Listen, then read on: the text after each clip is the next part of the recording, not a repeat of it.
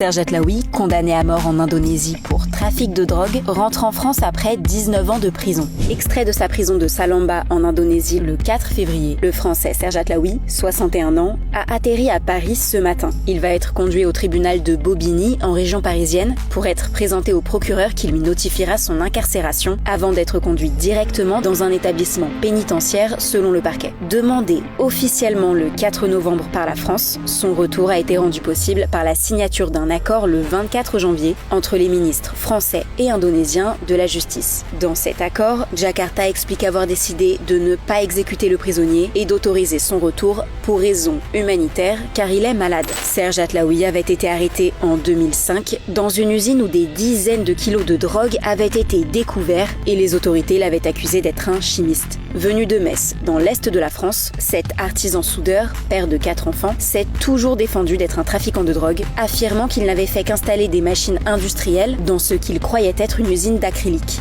Initialement condamné à la prison à vie, il avait vu la Cour suprême alourdir la sentence et le condamner à la peine capitale en appel en 2007. Il devait être exécuté aux côtés de 8 autres condamnés en 2015, mais avait obtenu un sursis après que Paris avait intensifié la pression. L'Indonésie, qui n'a plus procédé à aucune exécution depuis 2016, compte actuellement au moins 530 condamnés dans le couloir de la mort. Parmi eux, plus de 90 étrangers, dont au moins une femme.